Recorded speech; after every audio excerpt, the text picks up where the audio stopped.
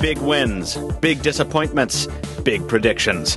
The list articles are rolling in for the end of 2013 at Pocketnow.com, where they sit for your reading enjoyment, meaning we don't have to talk about any of them, thank goodness. Instead, we'll be talking new, exciting smartphones from overseas, 2K displays, and whether we should care, Apple's 12 Days of Christmas, and the Jolla phone, because it's totes Magotes, cray-cray, adorbs. All that plus your listener mail on the Pocketnow Weekly, the once-a-week audio podcast where we discuss smartphones, tablets, and the state of mobile technology in the last 2 weeks of 2013. Hi, everybody. I'm your host, Michael Fisher, editorial director at Pocketnow, and joining me for the fun this week, our chief news editor, Stephen Pennsylvania Felicitations Schenk. Hello there. Why am I Pennsylvania? You can be whatever you want. Do you want to be New Jersey Felicitations? I guess be Felicitations. That's fun. All right, good. Felicitations Schenk. Welcome aboard. Senior editor and social media manager Taylor Retweet This. Martin is also here. Hey, man. Hello. I had to swallow very quickly. I had a holiday cookie in my mouth. Yeah, holiday cookies. And contributing editor Adam Offerletter Dowd. Welcome back, Broseph. Yo, how do you spell Magotes? I need to Google that. No one know. That is a matter of some contention. It's either MCGOATES or it's MAGOTES, depending on what animated GIF you're looking at. I have several more opinions on that we can get into at a later time. We should get into that, because James Earl Jones knows how to say it. I just don't know how to spell it exactly. Welcome to the Magotes Weekly. All right. Totes Magotes. Adam, you have a new job. Congratulations. I do. Thank you very much. It's as I mentioned in one of my predictions, I was staring down the unemployment barrel for the last 2 months, and just I sent out resume after resume after resume, and finally I hooked up with this software developer down in the city. I'm going to be doing their support. It's going to be awesome, and I'm very excited about it. I got so many letters seeking referrals, and eventually I was just like, listen, I don't know what to tell you about him. Can I just pay you $50? Will you just hire him? Whatever you did, man, it worked. I appreciate it. No, man, I am really authentically happy for you. I know it's been tough. It sucks to be out of a job. So I'm really glad you have one, and we're very happy to have Happy Adam. Maybe you'll tweet more now. Maybe, because now I don't have to read job listings every freaking night now. Exactly. Taylor Martin has a new job within Pocketnow as well. Taylor, you want to talk a spot on that? Yeah, I'm social media manager. I do social stuff. Retweet this. Because I don't already do it, apparently. +1 this. So that means if you've been following Pocketnow and on Google+, on Twitter, and so on, instead of just being basically a headline regurgitation machine with links, maybe it'll have a touch of personality that you find simultaneously endearing and slightly annoying. Right? That is read my face. So you're just going to see that all over everything. That's exactly right. Exactly correct. And GIFs of Michael doing stupid things.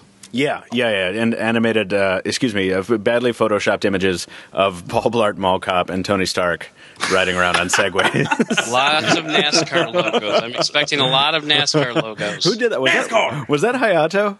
That whipped that up for us? Yes, that was awesome. Yes, it was. Oh, my God. Anyway, before we get too Adam, far down that path. Adam, you're saying that wrong. What? You're saying that incorrectly. Who? Oh, yeah. Adam. I'm sorry. NASCAR! Oh, there NASCAR. No. See? NASCAR! Now you've just abused everyone who tuned in. All the first-time listeners who came to see what this weekly thing was all about have left. No, listen, speaking of that, I have one announcement to make before we get into the news, and that is that longtime listeners will be familiar with this, but we are in the running to be nominated for the possibility of winning, maybe, a Stitcher Award. Stitcher is a podcast network that is a cross-platform podcast network, and you can stream many podcasts through it. I've been using it since 2009 on WebOS, but I use it on Android these days, and it's also on iOS. And it's a wonderful app, and I like it. And they're not paying us anything to say that, but we like it especially now because we are in the running for the Best of Stitcher 2013, specifically Best Tech Podcast. And as we were informed this morning, we're in the top 5 in the running for this nomination, alongside some very awesome names like The Vergecast and What the Tech, among others. So I just wanted to say that I'm pretty stoked just to be placed in the same list as some of those shows. So we want to thank all of you listeners for getting us there. Yes, Stephen. It's good company. It's great company. I love how you know right when I'm going to talk. Of course we know. Karaoke revolution. No, it's a great thing. But the thing is, we need your help, folks. We have 2 days of voting remaining. This is one of those annoying contests that you bother your friends and family with every day. Where you're like, guys, remember you can vote every day, but you can vote every day. We are hoping to win Best Tech Podcast of 2013. There are 2 more days to do it, and we will drop the link in the description, as we have done for the last couple shows. And while you are voting, yeah, Stephen, don't forget, this is the last day we're running the Pocketnow Reader's Choice. And so get your votes in by the end of the day. We're announcing them first thing next week on Monday. That is awesome. Thank you for that reminder. That is the Pocketnow Reader's Choice Awards. How are they going, Stephen? Good last time I checked. We had some pretty clear winners at the time, but maybe things have shifted over the past few days. We promoted it some more, hopefully got some more votes. But I'm more interested about like the second and third, fourth place results. Those were a little more fluid, so maybe something interesting's happened. We'll find out next week. Cool. All right, yeah, get your votes in for that. That's going to be really interesting to see what our reader base thinks about the current landscape. Taylor, were you trying to say something there before we moved on? Yeah, the Stitcher awards aside, if you check out Stitcher's website and look at the rankings and technology section, we're actually 35, up 15 from when this started. So thank you, everyone. Whoa. Wait, hold on. So what do those numbers mean? I actually didn't know this. Yeah, we were in the top 50 of all tech podcasts through Stitcher before this whole thing started, before the nominatings and all that started. The Stitcher Awards, before all that started, we were like 50. In the top 50 now, we're 35. We've jumped 15 spots since last week when I looked at it. Yeah. That so thank you, everyone. is really This cool. American Life is higher ranked than us? That doesn't sound right. What? Who listens to that? Who listens to that Ira Glass fellow? No, that's awesome. I didn't know that. So, listeners, once again, thank you. We're going to stop talking about the contest now, but please keep those votes pouring in, and maybe something awesome will happen for the holidays. Does it count if I vote from like 30 different machines and IP addresses every day? It counts in an awful way, you cheater. Get out of here. I didn't. Good. I didn't. But Good. I'm glad you didn't. I'm not saying that. someone else shouldn't. Don't cheat contests. Don't listen to Taylor Martin, the bad influence of 2013. Hey, speaking of the hooligans, do you guys know what I'm wrapping up? Gifts? Your Jolla review? The Jolla days. You got closest, Adam Dowd. Okay. Hooray for awful words that are made up. So, I rule. Yeah. Jolla has, as viewers and listeners will be aware, Jolla has sent us a review device, which we've spent a little over a day and a half with at this point. We have an unboxing and a first impressions video up. I have been the one using it in the States here, and it has been an experience. And it's so crazy, and I just wanted to point out that we are still in the midst of our pseudo-review period. We're not going to have a traditional review on this device because we actually can't test it to its full ability here in the States. It's just not built for this market. So what are the bands that it has? So it's got GSM 850, 900, 1800, 1900, and UMTS 900 and 2100, and that's it. Oh, God. Okay, that explains a lot. Yeah. So, actually, Tony asked me the same question this morning. He was like, yeah, so what's your problem? Why can't you I'm like, because he's like, can't you throw a T-Mobile SIM in there? Is it that weird bands? I'm like, no, it's just no bands that I can use. Yeah, you assume like AT&T is going to work for everything pretty much, but not if we don't have the 1900 in there and was it 850? The 1800 and 950, yeah, and 2100. So I don't know. It's that's been frustrating. So I've had to carry around a mobile hotspot if I want to use it in public. Go ahead. That's like when I was reviewing the Xperia Z. It was not compatible with anything here in the States, and I was stuck on Edge the entire time I reviewed it. Well, you had Edge. I don't even have Edge. I have GPRS when I'm not tethered to a hotspot. So, yeah, it's right. It's kind of rough there, but it's not a ding on the phone. By the way, I mean the phone is not built for this market. So that's the point. Is that's not why we're not reviewing it, and because we can't effectively do it. If ever a Jolla is built for an area where we have a reviewer stationed, then we will absolutely give it a real review. What, Taylor? Oh, I was just saying, like you saying I'm on GPS or GRPS. GPRS. General Packet Radio Service. Fun fact. That's what it stands for.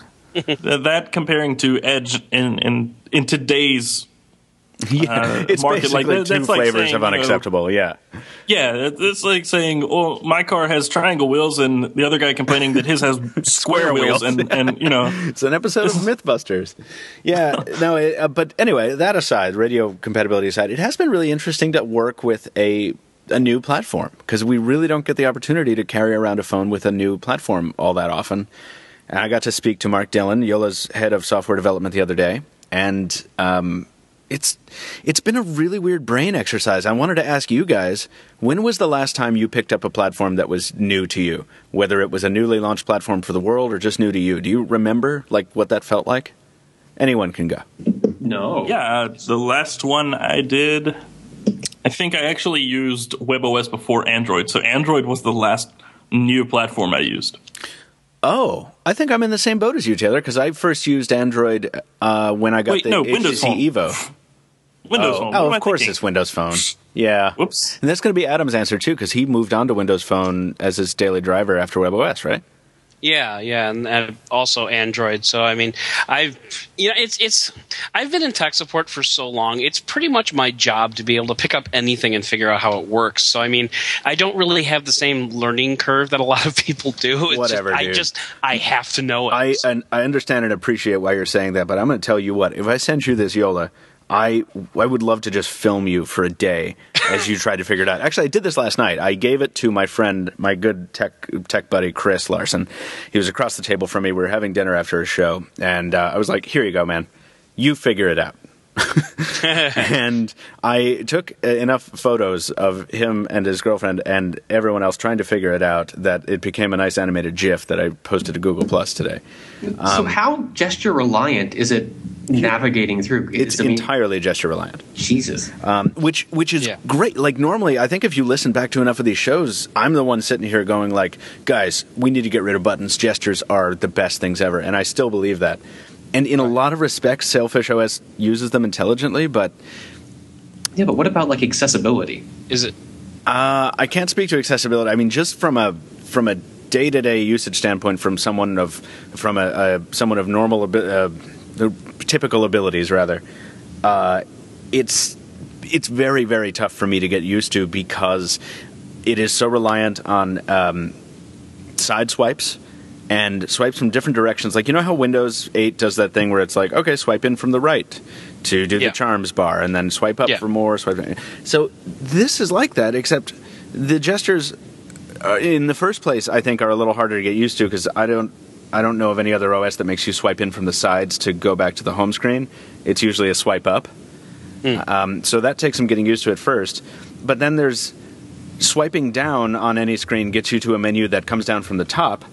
But then swiping down from the top bezel turns the screen off. Double tapping turns the screen back on. And swiping up from the bottom bezel gets you to notifications, which I don't think you can dismiss by sliding them. So you have to address every notification to clear it. So it's like, it's a very... it's an OS that is, frankly, gorgeous visually. But using it in a day-to-day situation... And I'm only 2 days in, so on Monday I might feel differently here, but I'm just kind of frequently perplexed by how to use it. But having said that, aren't we... your job is to use mobile devices. That's why we pay you. Oh. And so, right? And so... I was wondering. What bugs me about what you're saying is that you're 2 days in, you swim in mobile devices every day. You're 2 days in and you're still having trouble using it. Your average consumer is going to look at this thing and say, I don't know how to use this, and they're going to go straight back to the store with the receipt. But it's not for the average consumer. Isn't that the point of this? It's like the alternative to everything else. So you guys have both brought up two great points, and Mark Dillon brought this up on our call. To your first point, average consumers. So this is, we have a relationship with Yola that's that's very good, and I love talking to them in person on interviews, everything like that. I can usually tell when somebody is going to BS me. So this sounds like kind of a BS PR copy story, but it's not. They had literally a grandmother. You know how you always make that example where like your grandmother would love this phone because it works great. That's why we have the granny score, on the scored for me thing. Right. I thought we had that for you. Oh, you're a jerk. That's mean. No, so literally a grandmother was one of the purchasers of this initial production run of Jolla phones, and she ran through the tutorials, and she picked it up in pretty much no time. Now, as if that's a result of if this being her first smartphone, that might be it. I think you definitely do have to throw away any conception of how a phone works when you pick it up. Like, it's about the only things that it has in common with Androids, iPhones, and Windows phones is that you slide things around on the screen, and that's about it. Like, you can tap on things open. How does it compare with BlackBerry 10? As far as the gestures and everything go. If you go into it thinking that it'll be at all similar to BlackBerry 10, you will have a much harder time than if you just forget BlackBerry 10 exists. Because I don't mean that. I'm saying I had trouble with BlackBerry 10 and the way that all the gestures were. Yeah. Not because of how different it was from Android or anything, but just because it's just cumbersome. Because there's so many different gestures that sometimes you wanted to do one thing and something else would happen and it was inconsistent. Yeah. Whereas one time you wanted to do something and you swipe the same way later and something else happens. See, I don't find that to be the case much with BlackBerry 10, but if you think that about BlackBerry 10, then the Jolla device will probably not be for you. Yeah, the one thing I picked up on from your little your daily experience video with it was talking about how you're very in control of what's going on. You have to be aware of what it's doing. Is there a lot of contextual stuff? And like the gestures will differ based on what screen you're on, where you are in a menu. Was that what you were getting to? Yeah, the OS doesn't actually like change things on the fly. Like it doesn't try to dupe you. It's not like a mean OS. But but you do have to remember, like I was saying before, you have to remember that tapping on some part of the screen and pulling down is way different from swiping in from a bezel. And the same function, like you can close an app by swiping down from the top bezel, but if no app is open on the screen, then swiping down from the top bezel will lock the screen. And when I say that out loud, it sounds like it makes all the sense in the world. It sounds like, oh, of course it does. I mean, that's how things should work. In practice, at least in my case, and maybe I'm fried and maybe I'm old, I don't know. In my case, it results in me never really knowing how to work the phone. Mm-hmm. So I think I can relate that to the way that Action Launcher works. And I know I always come back to this, but Action Launcher is actually pretty heavily based on gestures. You can open your app drawer and open actually widgets on top of whatever application you're using from swiping from the bezel. Oh, okay. And so if you're in the home screen, swiping anywhere. So if you have one home screen, swiping from right to left, whether it's from the edge of the display or if it's just swiping right to left, opens the quick page, or the quick dock, whatever it is, has widgets and things in it. If you swipe left to right and you don't swipe from the edge of the display. So if you swipe from the middle of the display left to right. Painting a very clear picture. Yeah, it's kind of difficult to explain, but I think it's the same way. Like it works differently in different scenarios. So if you have more than one home screen, you have to swipe from the edge of the display to open the app drawer. Okay, yeah. So it's that same thing where it's very sensitive to what specific gesture you're making. Sorry, that kind of didn't make sense. Go ahead. I wonder if maybe we're moving towards, and this would be kind of cool actually when you really stop and think about it. I wonder if we're moving towards like a build your own gesture type interface where that's what I asked. Where it's like, sure, if you want to swipe up from the bottom, that'll open up your home screen. But what if you, as a user, want to swipe in from the left and open up your home screen? That'd be really cool to have like a whole I think it would be configurable gestures that you could do. Because I would love to have a phone that you can control extreme, 100% with gestures, but I would like to have some input as to what those gestures are actually going to be. So in that respect, this phone might be right up your alley because Jolla's entire concept, and Steven said a little bit about this before. Number one, yeah, this phone is not for the average consumer. It's for someone who wants to be literally unlike. Like, it's for someone who doesn't want to use one of the existing platforms. So in that respect, this thing fits the bill. It's nothing like anything I've used before, except for possibly Migo, but I haven't used that before. So, but the earlier release version of Migo on the N9, by the way, clarification. So there's that, and it's also for that quote that Steven mentioned from Mark Dillon, where it's like, this is a lot more like using a manual transmission car than an automatic car, because you do have to be involved with it. But as a result of that added work, it's more fun. So then I asked Adam about your point. I was like, yeah, so what if you guys are big on collaboration with the users? Like, this phone is built for the fans, and you're encouraging all this feedback from the community. Could we at some point see a change in gestures if enough people were like, yeah, I'd like to up swipe from the bottom to go back to the home screen? And it's no different than the way like hot corners on Mac OS 10 is. What do they like? Are those user configurable? Yeah, like they don't do anything at all unless you set them up. Right. And when you set them up, you can set them to do whatever you want. And Jolla has a community specifically that they've built specifically for this. The site, even though it was in their press release, the site is not live. It's going to be at together.jolla.com. Right now you can't get to it. It's behind a authorization wall. But that's where you're going to be able to offer all this feedback as a Jolla user. And if the company's to be believed, and I see no reason not to believe them, they're really going to take that feedback and use it to change the product going forward. So I think that's awesome. And there's a lot of awesome stuff about this device, and you can see it all. We got to move on, but you can see it all in that video that Steven talked about, and I've got another one coming up on Monday. It kind of sounds like we crapped on it, but it's not that. It's just that it's so different, and that's really commendable. Before we do move on, I just want to ask you real quick about the Android app compatibility layer. You mentioned you had some issues getting things to work well. Did anything actually, really work without issue, though? Well, I know the answer to at least part of that question. Do you? Yeah, because I randomly sent you a Hangouts message earlier today, and you're like, what? Oh, that was so cool. Built in. That was so cool. Yeah, Steven, thank you for bringing this up. When I finally did manage to sync my Google accounts to Jolla, it behaved as normal. It imported contacts and did all that kind of stuff. And it frequently forgets my Google login, so I kind of have to constantly re-log in, which is a giant pain. But when it works right... Two-step. It's so funny. It's exactly right, Taylor. And the two-step is actually what's causing the hang-up. But when it works well, it's surprising me in a way that the surprised me in 2009 in some ways with Synergy, because Hangouts is integrated. So although I have not downloaded an app to handle it or anything like that, when Taylor sent me a Hangouts message earlier, the Jolla informed me, and I was like, how do you know? And then I went to the notification screen, and it was like, yeah, do you want to respond? I'm like, yeah, okay.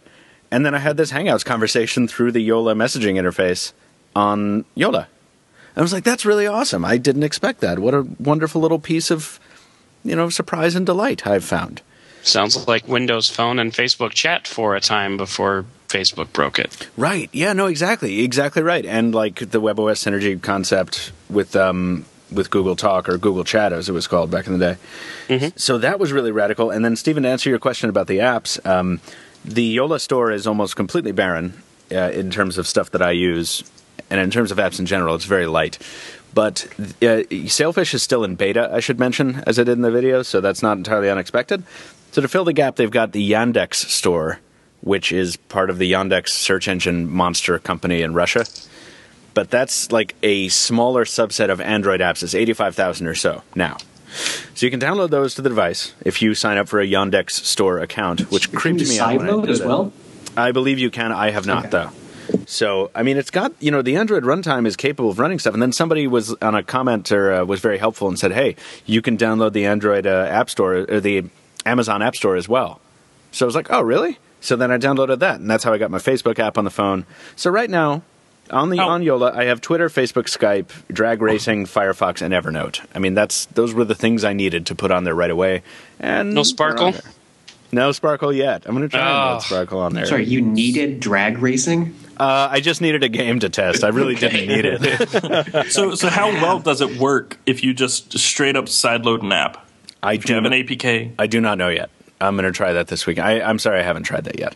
You should right now. You know, you can take this so far, and I want to go as close to enthusiast as I can without completely leaving average consumer behind. So average consumer is going to want to download apps over the air. Sideloading, like in no world is sideloading a value add that you can actually pitch to a regular person. Sideload this, you know. I'm pretty sure sideloading is the hipster version. That's what anyway. I mean. That's so unhipster. So there anyway, you go. That's what I meant to say. But the point is, there's some work left to do. The apps run okay. The Yandex store crashes sometimes, but it's in beta, so it's bro. This is why we're not reviewing it. It's in beta. What? Yo, bro, do you have OTG support? Yeah, bro. You got OTG? So you got that? Yeah. Can you plug in your frickin' USB stick to this phone? If not, I'm not buying it. Did you see what I bought this week? I didn't. Yeah, the little micro SD thing? Yeah, the little Minova micro SD card reader that you plug into a micro USB port. You're going to make that one dude who hangs out in the comments and bashes any phone without that support so happy. Yeah, I know. Yeah. Okay. I can now test it, but yo bro. Jabra. So that's Jolla. Yeah, that's Jolla phone for now. We're still obviously developing our final opinions. I can't wait to spend a weekend with it just to see if I get used to it or not. So thanks to Jolla for sending us the demo unit, and watch our video if you have not, the videos. So therefore, Stephen, do you want to kick us off with the Android category? Why not? Very good. Let's do Android. Okay, so we had this LG GX. It popped up on the radar not more than a week or so ago, and it was really, really confusing at the time because the specs made it seem a whole lot like a phone we already knew quite well, the Optimus G Pro from back, 10 months ago by now. And LG finally did announce this thing this week, sort of surprisingly. This is one of those phones that gets moved really, really quickly. And now it's official. And again, it sounds exactly like the G Pro. So it's a confusing phone in that sense. The size is the same. The processor is the same. RAM, storage, camera. It's a G Pro. It might just be LG wanting to reposition things with this G branding rather than the Optimus branding it had coming up to the G2. But yeah, that was a weird little guy. That was too easy to say. You're Optimus right. G Pro. Right. Now they're like LGGX. Like, LGX. Yeah, that's what we're going to call it, right? The GX. And of course, once the G3 comes out, we're going to want to say like GX to refer to the entire family. Can't do that now. Can't do that now. Yeah. That'd be too easy. But this one, like, I saw the story and I was excited because GX sounds like a pretty cool name. Like, it's like, oh, sweet. And then I show up at the story, I'm like, oh, there's no curved screen. Oh, there's no back buttons. Oh, it's just a G Pro, which was Taylor. You reviewed that, right? I did. And it had a 3-foot antenna in it. Yeah, so does the Flex, though. That's what makes Why it can't cool. we get that in the States? And a battery the size of an aircraft carrier. Jeez. What was what's the rating? The Optimus G Pro didn't. 3140 milliamp hours. Oh, that ain't nothing. Yeah, the G Flex has 3,500. Get out of here. All right, fine. Yeah, but the Optimus G Pro, that was one that I think I was stuck on either 3G or Edge with that one as well. Because that's what happens when you get all these Korean devices. So, they're not built for America, so you get stuck with this device that you can only use in certain ways. Right. But, thanks, Obama. Sorry, I couldn't resist. That's never going to get old. I don't know why this would exist, except for to make me upset over the name. Yeah. The LGGX. I'm upset by this. So let's move on. I don't want to talk about it anymore. What's the next thing? This is like the week of overseas phones. I'm really like... Yeah, well, this one is interesting because of... it's the Xperia Z1. There's a new version of it that just got confirmed for China. That on its own is not interesting at all. No. The interesting part is what this means about what we've been calling the Z1S. And we've been following this guy around for weeks now, and at first it seemed very clear. This is going to be the international version of the Z1F, which is just a smaller version of the Z1, but unlike so many small phones we see, it has all of the great hardware of the full-size version. reason enough to be excited right there. I think it's just plural. FCC is just referring to plural Z1s. Like these are Z1s. They are good. But we saw these pictures we couldn't make sense of. A phone that looked a lot like the Z1, but with some slightly moved around parts. The headphone jack in a different place. The front-facing camera shifted around. This at least confirms what we were seeing. It's just another version of the Z1 for China. But it leaves the question remaining, how is this mini Z1 actually going to come out internationally? I mean, in the US, we probably shouldn't care about it that much since Sony's made it clear that it doesn't really care about getting phones on carriers here anytime in the near future. But you guys in Europe, you might want to keep an eye out for what actually comes of this. It's just a little public service advisory. That's all we're doing here. Heads up. So that was a little soft intro. That's just to get you ready, get you a little relaxed, get you excited for, or maybe worried about this next thing we're going to talk about. Yeah. I find this headline the most believable thing I've read in months. I believe all of this. And the thing is, it's already been a little bit refuted.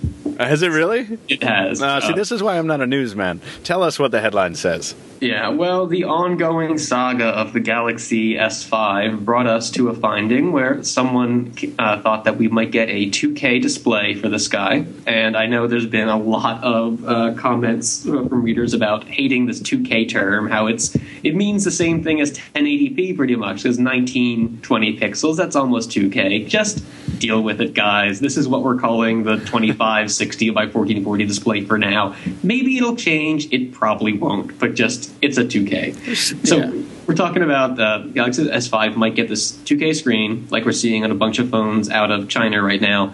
And it could also get an iris scanner, of all things. Oh, Lord.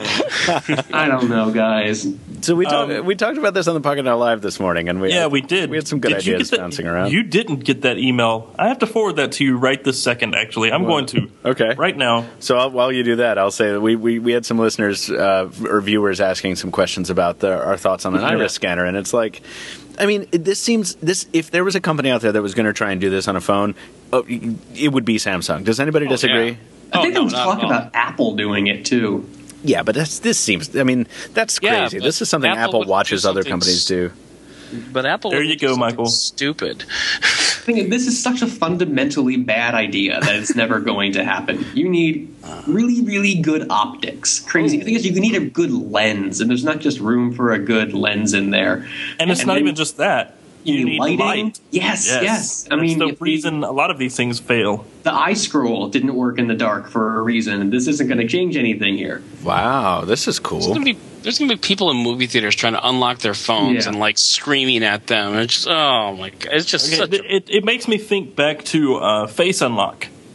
Like, it was a really cool feature for like a week. It was cool for a week to show off. Like, hey, I'm going to unlock my phone by just holding it up to my face, and then after like a week or so, after you forgot to shave a couple times and your face slightly changed because your hair was longer and different things. It's like I don't recognize you, and you're not going to get into your phone. And but when it got improved later, and then that stuff was fixed, like it was too late because the buzz was already blown. Everyone had already been like, "Oh, it's like a gimmick that half works all the time," and whatever. I'm just reminding Doesn't anybody else remember the product demo? I don't remember who it was. I think it was Samsung, where they actually tried to show off Face Unlock during a product demo, and it didn't work. Yeah, I think that was Google while I hold this up to my Samsung. face, and it does nothing. That was Google and Samsung when they were releasing the Galaxy Nexus. That's exactly what it was. I was watching that live. Yeah. Okay, I was watching it too, and I'm like, I still remember that from the whole face lock thing. I'm just like, great, it doesn't work. You're fired. Okay, move on. It worked for me for several weeks, and I kind of liked it for a while, but I talked about this on the live this morning. The reason that it doesn't work so well is because you have to change how you get into your phone.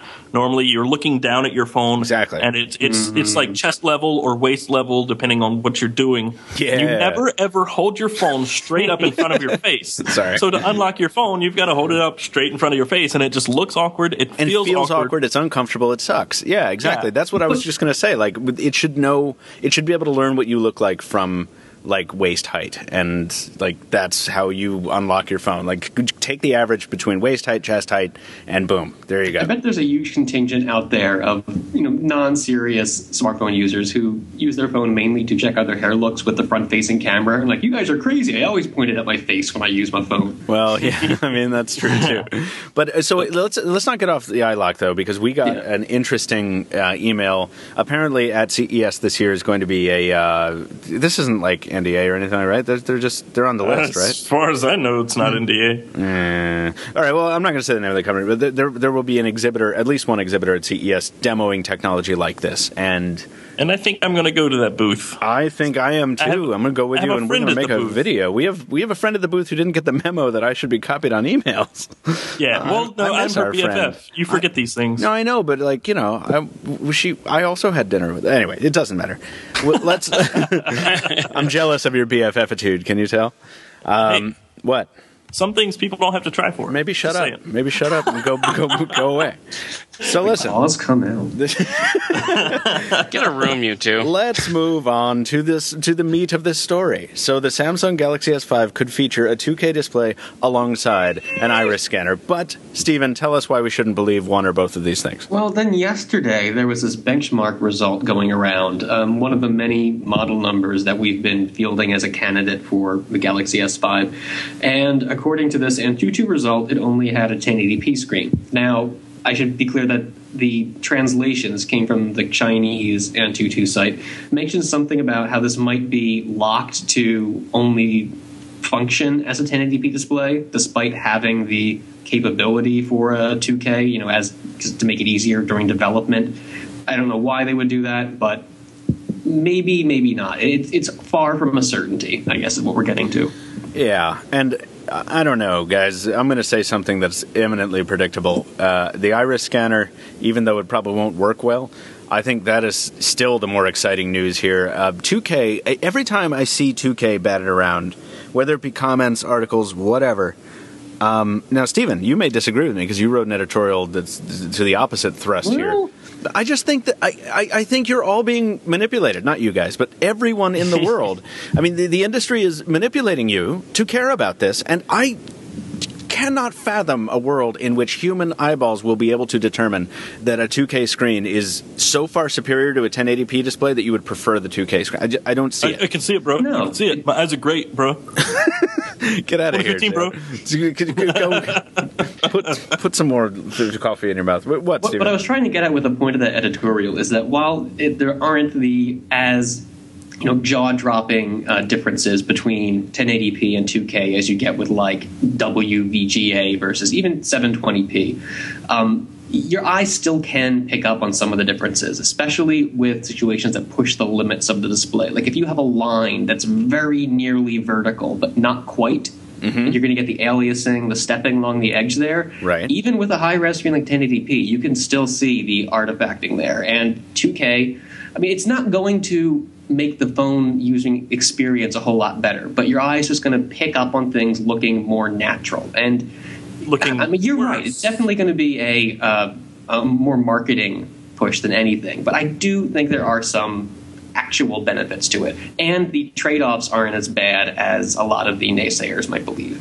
Well, my problem with it is, okay, so you have this very, very, very marginal bump in what the display is going to look like. Because if we take 1080p now, if we take a 1080p SLCD 3, SLCD 3, yeah, we got you. 3 display, which is, I guess, regarded by most as probably the best-looking smartphone display right now. The one on the HTC One. Yeah, it's a great display. Great is phenomenal. Yeah. Why would you want to marginally improve that when you're going to have more power to push more pixels? It's just it's not that much more power, though. But I mean, but doesn't it have to be? Like, if the pixel density is that high, doesn't the backlight have to be brighter in the case of an LCD? Yeah, you have. But we're not talking. But the power to switch the pixels isn't going to change that much because we're dealing with smaller cells at the same time. You're dealing with a lot of different things that could affect it negatively. The point I'm just trying to make is you're looking at a tiny, tiny, tiny bump and how good it's going to look. If it's even visible, if you can even tell, and it's all really for marketing. That's really all it's for. I would rather them improve 1080p, which is, I think, going to be kind of like the terminal resolution, if you will, for smartphones. Unless 5 years down the road, no smartphone is smaller than 6 inches. But I would cry then. But the point I'm trying to make is even the SLCD3 display has problems. Samsung's Super AMOLED display at 1080p has problems. They're not perfecting this display technology. They're just bumping resolution and dealing with problems. Like the SLCD3, the blacks on that, they're not pitch black. And it might be a limitation of LCD for blacks versus AMOLED, because AMOLED, if it's black, the pixels aren't on. But even, I mean, once we get, my problem is once we start talking about problems that are this granular, you can then qualify anything as a problem. AMOLED screens are not totally black when they are off, because the glass layer on top of the screen transmits some of the light from the lit components. And then it goes, right. So exactly. So at what point do we say enough? At what point do we stop saying, like, you know what? When this is screen, perfect, Michael? Yeah, when Eddie Murphy in the fat suit punched the camera in that horrible movie, he didn't actually hit me in the face, so this screen sucks. Like, no, that's not. We need to get to a point where it's like, this screen is good enough. Now let's move on. And anyway, right? I'm just saying. 2K is useless on a phone. That's what that's my opinion. But what about phablets? See, that's a different thing. Into a different category. So let me ask it this. I want to kind of move this in a new direction before we go on. We don't do this very often, but there's a piece of listener mail that fits this perfectly and asks an awesome question. So we're going to do listener mail at the end of the show, but this one right now is from Philip Mburu, who is from Kenya. Nairobi, Kenya, and he says, yes, you do have fans in Africa. Thank you, Philip. Yes. Before I ask my question, let me just say that you guys are the best, hands down. I appreciate the podcast and the effort. Thank you, sir. Thank you for listening. But I personally think we're pretty good from hands. I love that your internet connection just decided to troll you so hard, because I have no idea what you just said. We're pretty good at Tesla coil. Awesome. That's not a Tesla coil. Don't even start with that. That's true. Somebody in your house just started downloading a film or something. Yeah, it wouldn't surprise me. Out. Adam, hold on. I'll let you say that in a second. Let me read Philip's email here. A larger number of pixels. I was thinking, he says, the higher the screen resolution, the higher the pixel density, right? A larger number of pixels means more power usage, which in turn leads to battery life. Whatever. We've talked about that already on this show. It just depends on the size of the screen. Philip asks, do you think that there will be a time whereby we will have the option to reduce the resolution on our device screen and save on a charge? I'm saying this because we're being teased with 2K, possibly 4K screens, and I see this as overkill because the HTC One is gorgeous at 1080p. Will we be able to revert to 1080p on these future devices and reduce the battery consumption? Sorry for the long email. Keep up the good work. Oh, yeah, I'm voting on Stitcher daily. You all deserve a win. Cheers, Phil. Thanks. Phil, thank you. Thanks, Phil. Thank you for the votes. Thank you for the question. The question is, I understand the question. Will we reach a point where users can define their own resolution based on a situation? Like, can I scale down the resolution on my display if I would rather have 3% more battery power than killer Is that talking about running Twitter 1080p text? scaled up to 2K, or running in a 1080p window in the middle of the 2K? I think running on I think he's talking about scaling. I mean, that wouldn't change anything. Yeah, you can't change the resolution. That resolution is a hardware feature. So anything you do after the phone is already built is just going to be a software thing. It's going to be upscaling, downscaling. You could shut off every other pixel, and you could have like a really weird looking like 80s type screen. Yeah. 3 inches of bezel around your. But I do understand what he's asking, and it's not exactly what he's asking, but there's an answer to something similar. Good setup. I had the same question about jumping to 1080p. Like, why would we jump to 1080p when 720p looks great, and 1080p is going to do nothing but burn more battery? And it's not necessarily true. The technology that they're using in the newer 1080p panels is actually more power efficient than some of the older 720p panels. Yes, you have more pixels to push. Your processors are working harder. Your GPUs are working harder. Everything's working a little harder, but the panel itself is actually more power efficient. It really depends. I can't remember where I found that. It was one of those super technical sites like Anantech or or something to that degree. But yeah, it's something where an engineer had really broken it down to a very finite answer, and it sounds just like really, a Brian Klug type story. I wonder if I don't think it was Brian, but it may have been. I don't know. But I read it, and they were talking, because I wrote an editorial, and basically this article that this person wrote completely debunked my editorial, made me feel like an idiot, which that doesn't happen very often. And I was very humbled. Happens. Yeah, I was very humbled, because I'm like, oh my god, brain shift. Yeah, but I was happy to be wrong. So there may be something with 2K and 4K, but the problem that really happens there is what Michael was talking about. You have to have a brighter backlight to make it through a much higher resolution display, because the pixels are smaller and they're tighter together, and there's very, very little space for a backlight to seep through. So I don't know.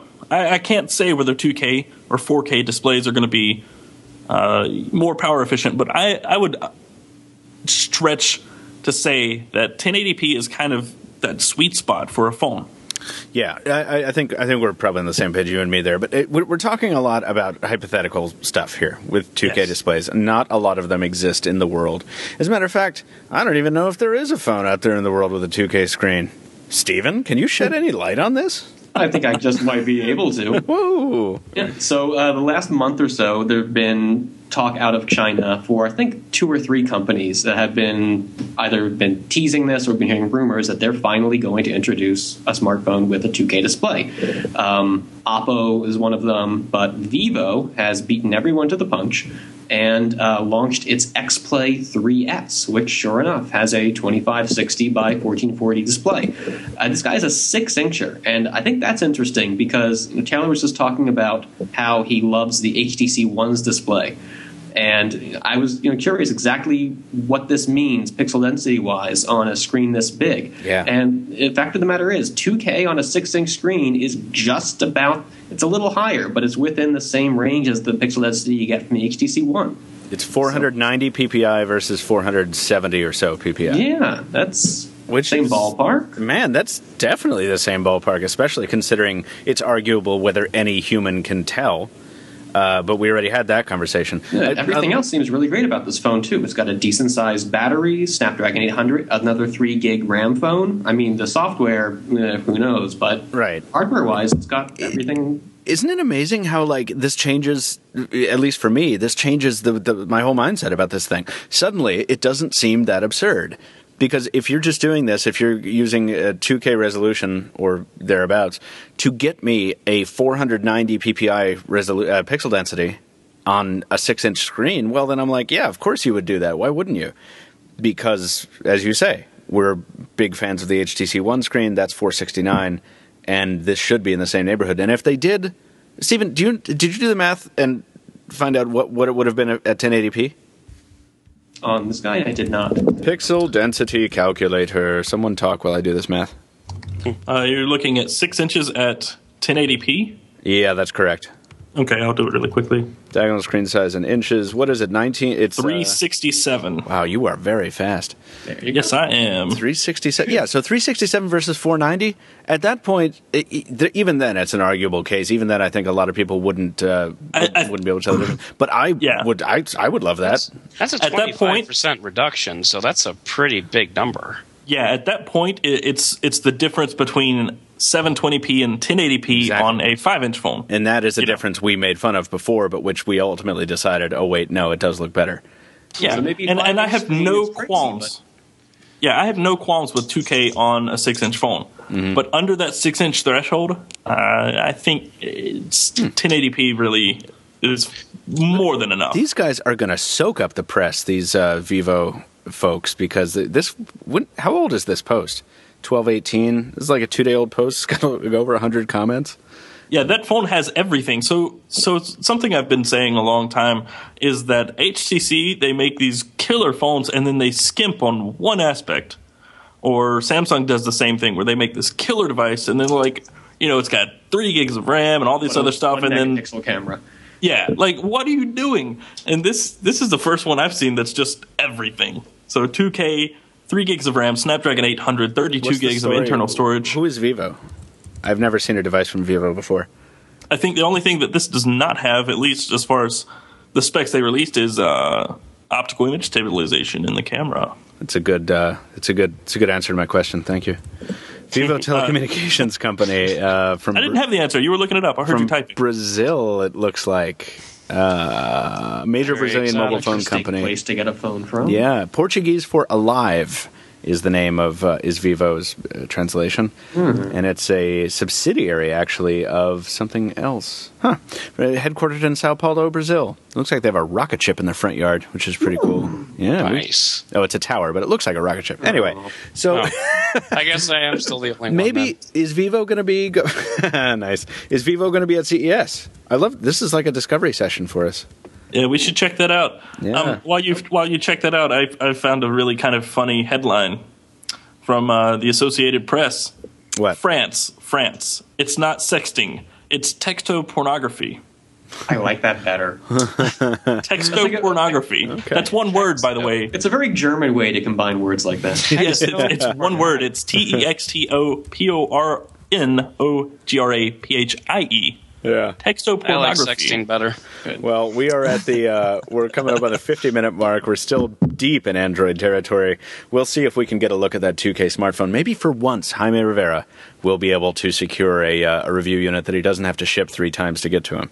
I know that we are running slow, but while we were talking about CES and companies we're not very familiar with showing up there, I wanted to mention quick, Meizu is making a U.S. push and will be coming to the CES for, I think, the first time. I just added Meizu to our list of would-be nice to visits. Oh. Nice. Mm-hmm. We have a lot to visit in those 3 days. We have so much. Oh my god! This is going to be nothing like IFA, where we had almost no appointments and we were just wandering. Like, this is crazy. So let's move on to my favorite piece of news all month, except it's only halfway awesome. Yeah, kind of a letdown. I know. But This is about the Moto X. I'm going to announce it. This is about the Moto X, and I want to announce it. The wooden option is finally available. Well phrased, Stephen. By the way, cool image. That was a joke initially. It was like Moto got wood, but I couldn't bring myself to publish that. Oh man, you could have too. You all the Moto got cowboy on wood. that publish button. Sounds like a Giz headline, though. Yeah, it does. It does. And the awful thing is, so we only got the bamboo option, and I don't think is bamboo even technically wood. Sure it is. Is it? Sure it is. Here's my problem with the bamboo. So with the ebony, you and I have the same Michael, problem. Yeah, the ebony that Michael is like just really like hard up for, drooling over. Yeah, it has a back. The back trim is black. So on the normal Moto X, the trim on the side is one piece. On the wooden Moto X's, the trim is divided into halves.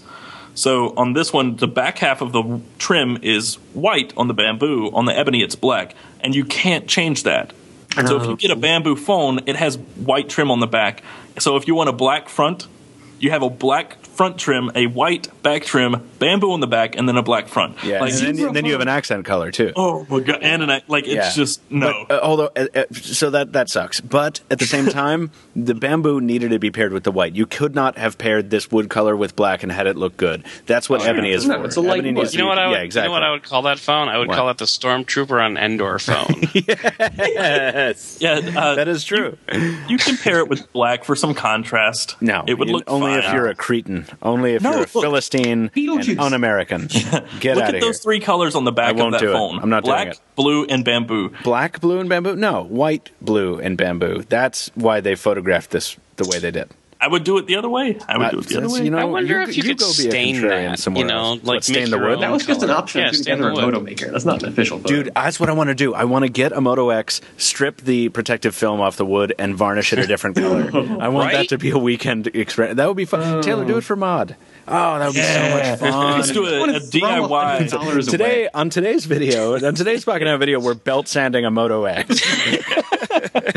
Sounds good to me. Yeah. I think they should do a DIY pack where you pick your own color and varnish it. That would be so cool. That would be like the awesome hobbyist phone ever. Let's propose that to Jolla when we become together.yola.com.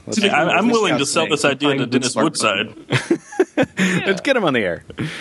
What I was about to look at something else, and I can't remember. So we have no word on the Ebony availability, right? No, they haven't said anything. And you know what makes me supremely upset? So I bought one with the $150 off option. Mm-hmm. I can't exchange mine for bamboo, or even if Ebony were available. The $150 promotion is not eligible. Like, these are not eligible for that promotion. All right. So we've seen them say they can't deliver these on time. We've seen them say they're more expensive than you thought they were going to be, even though you knew they were going to be more expensive. And now we see them say you can't exchange them. I'm telling you, they can't make these in volume. Like, these are a very limited run because they don't foresee crazy demand, I think. It's true, and that makes me sad because I'd be willing to pay $100 more because I still get $150 off. So I would still be $50 cheaper than the normal Moto X. Yeah, but you have $1, so what are you going to do? I mean, you can't do this anyway. Wouldn't you know it's true? What, Steve? The $150 promotion has returned today, and the bamboo option is explicitly excluded from it. I'm telling you. Yep. The thing is, they don't want to level like 40 million forests to make a bunch of wooden smartphones. My God, bamboo grows like weeds. It's hard to get it to stop growing around here. That's a good point. It's a weed. Give me your new weed phone. Let's a whole different market people segment are like, there. please take my bamboo. Take my bamboo. Please. I would love to talk about the Moto X for the rest of the show, but we have to move on. The sad part, really quickly about the Moto X. What is it? I have to send mine back. That is very sad. Yeah, the button on the side of mine is it's almost flush with the side. That ain't right. Yeah, the volume button is almost flush, and I can barely press it. Would you say? That ain't right. That ain't right. Well, there's your problem. This guy got $150 off. We're going to give him a jacked up volume rocker. Well, yeah, I'm kind of tempted to find a reason. Thought process that went into that. No doubt. No doubt. I really want a reason to return my Nexus 5 so I can get one of the ones with the firmer buttons and the tiny little speaker hole changes. Yeah. Just give me a reason. The buttons on the Moto or the Nexus 5, you can hear them rattle. Yes. What about that? I kind of mind.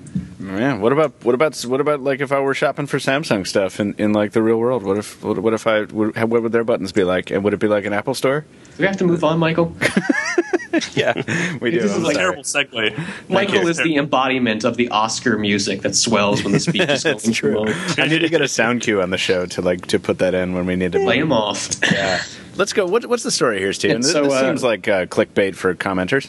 But everybody loves Apple stores. They're fun to go to. They're laid out nicely. You see all the nice hardware there. You take your stuff in, have the geniuses work on it. It's a nice retail experience. And apparently Samsung is looking to get itself a slice of this same action. And it hired one of the guys who was instrumental in designing the Apple stores we know today.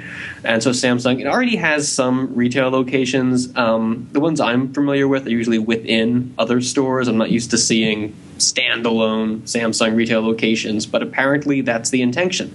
And it's going to start bringing straight up Samsung stores to locations across the United States sometime, I guess, starting next year, hopefully. Oh, gosh. Your Honor, you can clearly see here the shape of this Samsung store is exactly the same as this Apple Our tables store. are 18 inches in height. Their tables are 24 inches in height. One of them is bamboo, the other is mahogany. I don't understand the similarity. Yeah, but the corners, the radius of the corners, they're all the same. Now, these flat screen displays are very similar to the CRTs used in this store that doesn't exist. Lawyers just started salivating when this news hit the feeds. Case dismissed, get out of my court. Your Honor, they're using iPads to display the information for their products. Your Honor, this by the way, there was a horrible joke I just made, but now I want to open a store with that is specifically says no to flat screen TVs. I just want CRTs in all of my stores. I will sell you some of mine. I have way too many. Awesome.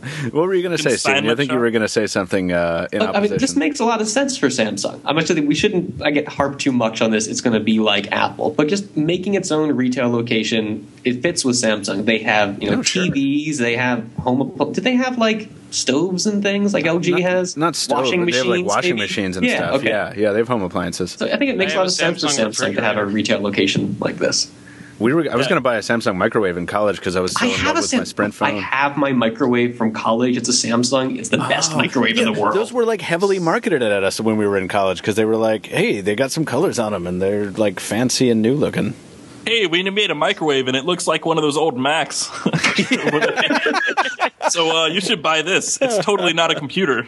And we call it a microwave. I seem to remember some of them had like some strange like spherical windows on them that they did look like the candy-colored iMacs. That was awesome.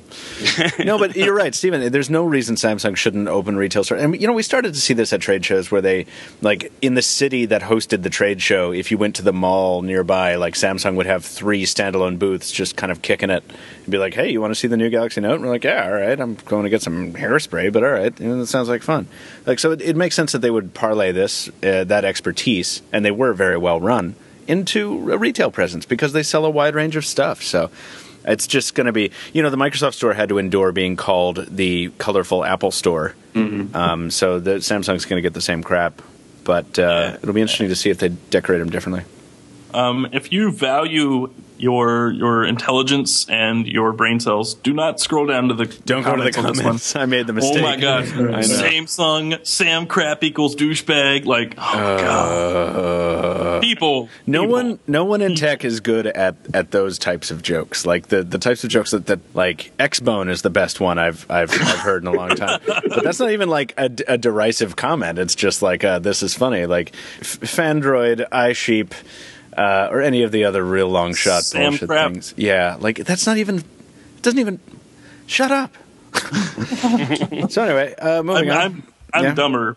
Yeah, I didn't want to scroll down there, and then I did, and now we're all dumber for having heard. Let's close it out with some additional Samsung news before we hop into Windows Phone. So we've been hearing a lot about Samsung tablets over the last few weeks, and it's been kind of disparate rumors looking at one or the other, and then just today, someone thinks they figured out how a lot of these guys are going to start arriving, and we were already talking about the idea of a Tab 3 Lite, which to me didn't make much sense because the Tab 3 7 inches would replace is already pretty crappy to begin with, but anyway, it seems like it's happening.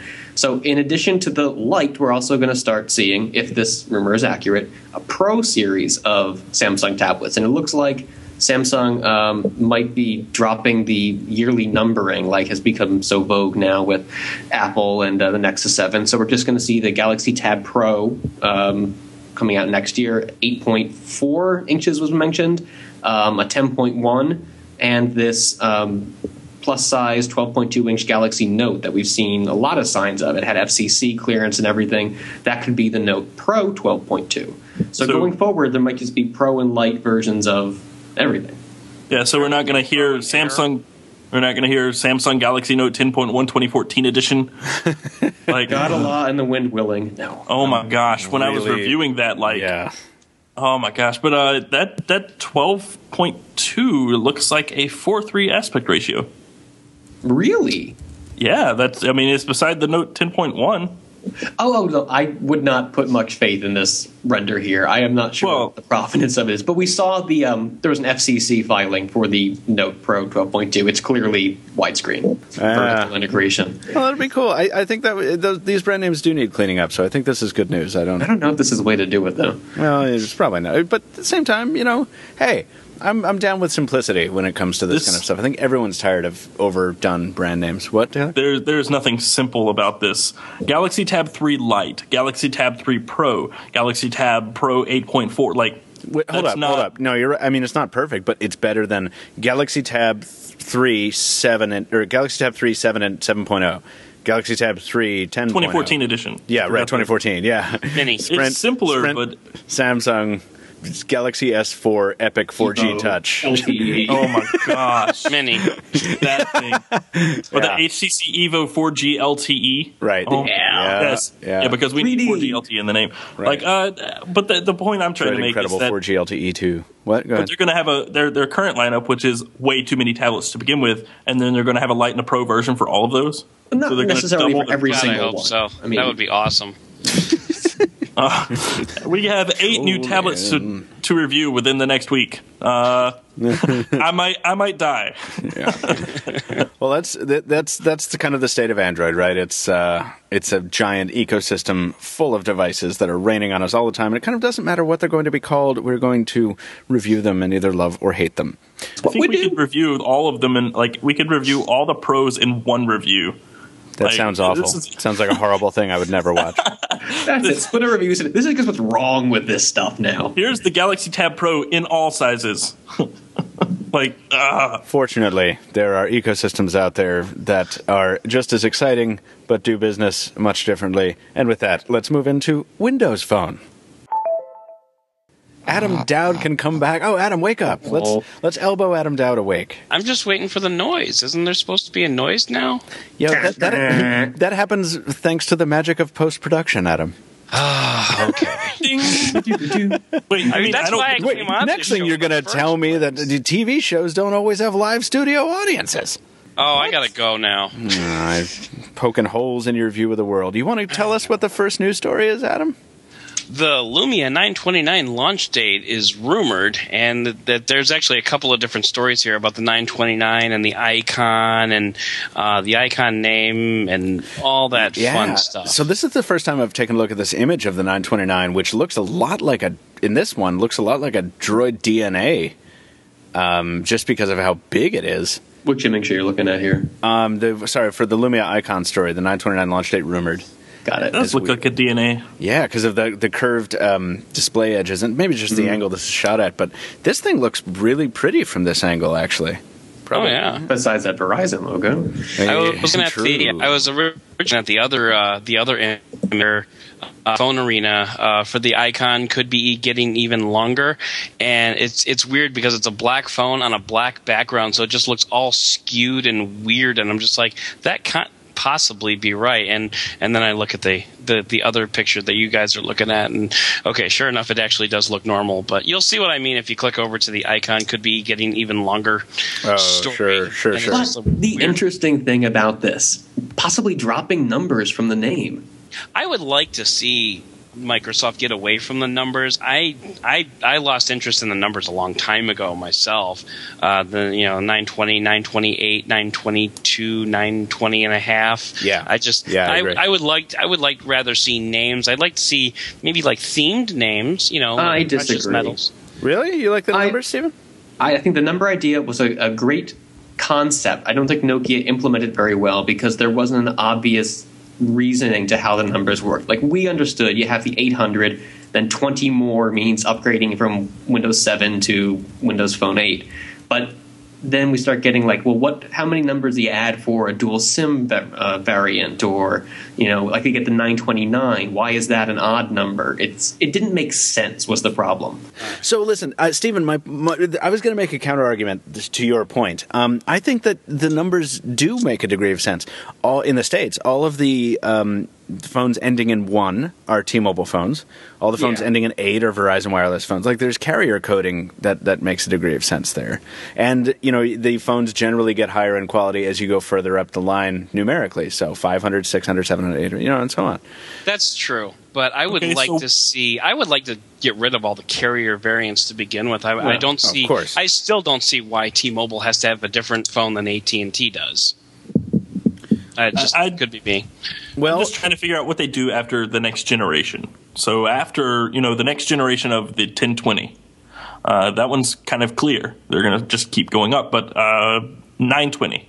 What's the next generation after the 920, 929, all these? Well, they did the 920. Where do they go with the 1020? Oh, right. No, because they can't make it the 1020. So I see your point. Yeah. They probably would do something crazy like 1920, and then things would get really weird. Because I wouldn't be surprised to see the next generation 1020 be the 2020 if Microsoft retains this naming convention. But I wouldn't like that. Which would actually be a really good name for special a edition phone. Barbara Walters phone. It would be awesome. It's just. BlackBerry ran into the same exact problem because they started in like the low thousands, and then they went up all the way to the 9900, and then they're like, crap, what are we going to have a phone codenamed the 10,000? Like, I think they switched to BlackBerry 10 because they ran out of numbers. Yeah, they switched over, and they're like, it was going to be so awesome looking too, because they were going to call it the BBX, and I was like, oh, the BBX sounds awesome, but then they couldn't do that. But yeah, it got to an absurd point where I was looking at a BlackBerry product called like the 9950, and I'm like, guys, you don't have any room left. Yeah, so I actually wrote an editorial about that way back in the day. Like, what are they going to do? Do they just start over at 1? They're going to close close their doors and go home. Yeah, BlackBerry our work here is 10,000. done. Asked and answered. So while this switching with the Nokia numbers to possibly going with words is interesting on its own, what about the whole Nokia and Lumia part of the equation? Are we going to see Microsoft keep either of those? Well, it's a good question because some people are speculating that the whole icon thing, because it's basically Nokia spelled backwards if you do it in a fun way, is going to be their brand. Yeah, so it's like AIKON was this. Oh, no. No, thank you. Yeah, I don't know. I personally, I think that's one of the great tragedies of this acquisition, to be honest, is that Windows Phone didn't need any help becoming more obscure. I know it's been improving of late. A lot more people have been buying them these days thanks to a variety of factors, but it's still a real struggle for that platform to get any kind of purchase in some markets. So, and removing a name as vaunted as Nokia from the phones, or Nokia if you prefer, is just really not going to help out at all. And Lumia. So, I mean, the Lumia... They were able to retain the... Weren't they able to retain the Lumia brand? They're getting Lumia and Asha, brand-wise. Microsoft is. Yeah. But Nokia is. Because, I have had people be like, oh, is that new that Lumia thing? So, yeah, that brand name is penetrating to a degree, but it's nowhere near. Everybody knows what the hell a Nokia phone is. Right. It's still going to exist in Star Trek time, according to J.J. Abrams. Like with my 1020, most people didn't ask me if it was a Lumia. They asked if that was the 41 megapixel phone. Yeah. Is that the new phone with the crazy camera? I get that a lot, and I like that. So Lumia doesn't have a lot of weight, especially not to the degree something like Galaxy does. So yeah. So it's not that important. It's not that established. I think Microsoft might be better off by just tossing it to the wayside and doing their own thing. Yeah, but then again, I mean, but I would agree with you if it was another company. But I don't see Microsoft coming up with a very compelling. We're going to call this the Surface phone. There's another side to these rumors with the timing of it, because we've also been hearing about there's a phone, I think the Money Penny, and it got some rumored numbers, 621-ish, or it's in the 600 range. But if we're hearing about those, and we're also hearing about the 929 going Icon, this presumably the 929 would have come out first. So is that not actually going to be called Icon? Is the stuff about Many Penny wrong? It's not clear. Yeah. I don't know. I want to talk a little bit about the tablets, and we're going to kind of come into iOS here in a second. But first, I want to make mention of the fact that our own Taylor Martin has an obligation to attend to, and he's going to have to leave early. Isn't that sad, everyone? Yeah. I'm very sad. I'm crying myself. I'm a little bummed out by that. You're not bummed out. I don't have to insult you anymore. Well, you don't have to. Shattered pieces of my life and move on. It's all right. I'm saying. Yeah, I gotta go finish this G Flex review before midnight. Review rebuttal. Thank you. Review rebuttal. Go ahead, Stephen. Say it. I have no idea what you're talking about. You're rebutting the button. Oh, that's great. Well, listen, before you go, I think it'll be time for us to answer one listener mail question, if you don't mind, because I think, Taylor, you have some interesting insight into this, and we'll just kind of sprinkle these throughout the podcast, I guess, because I wanted you to address this. This is from Thomas Huffmaster. We've said this on the Pocketnow Live, but that is the best name for a human ever. First of all, great job with the podcast, as always. I've been a listener since the beginning of the weekly. We remember you, Thomas. Thanks for sticking around this whole time. Concerning Google Wallet, do any of you know if you can tie a bank account to your Google Wallet rather than funding it with a debit or credit card? I've been thinking if that were possible, I could do away with my current debit card and use the Google Wallet on my phone, along with a Google Wallet card funded by the same bank account. What are your thoughts on that concept? And do you think it would motivate more people to use Google Wallet? Best regards, Thomas Huffmaster. Terrence, you're not on this podcast. Taylor Martin, what do you think about that? You absolutely can. I want to double check that, but that's, I think, how I have mine set up right now. Is I don't have a credit card on it. I actually have my bank account. You can go through and set up different bank accounts, but or not bank accounts, but different payment methods, or yeah, that's what they call them, payment methods. But your wallet balance is basically tied to a bank. So, okay. Yeah, that's how it works. And the way that I think the best way to say that the Google Wallet card works is use Google Wallet, and if you don't have data or something goes wrong, you've got your wallet and the wallet card. But I think the best I guess use for it that I've heard is leave it in your car. Just leave it in your dash. And if you tell me where you parked.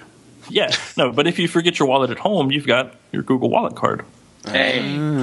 So, yeah, it's really cool. It's a good way to budget, I think. Do you think it would motivate more people to use Google Wallet? Do you think this is going to be like a part of the pitch? I think it's still a very niche thing. Like, I don't think a lot of people are going to get a Google Wallet card. I got one like immediately. I was like, sign up, and I got it like 2 days later.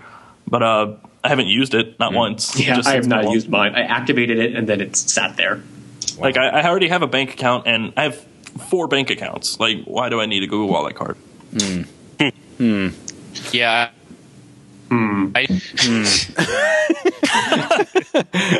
Adam actually did try to add something substantive there, but his connection cut him off, which was very funny. Oh, God. Your internet is trolling you so hard. I just added a second dial-up phone. Yeah, you betcha. Oh, thank you for being a good sport, Adam. I want to ask you to chime in, but we do want to release Taylor here. So, Taylor, get out. I'm kidding. Taylor, thank you for joining us as always. It's been a lovely time, and I hope your review rebuttal goes smoothly. Yeah, you might hate me after it, but it's okay. That's all right, man. We got to disagree sometimes. Nah, you won't hate me. I give you, I pay homage to you several times in how right you are, except for the display. Thank you, sir. And that's all I ask is a little homage to end my 2013. Yeah. Boys, say goodbye to Taylor. Later. I will see you guys, I don't know, maybe the next podcast. Maybe not. Peace out, Taylor. But at some point, okay. Yeah, at least CES before then, maybe. Yeah. Maybe not. We'll see.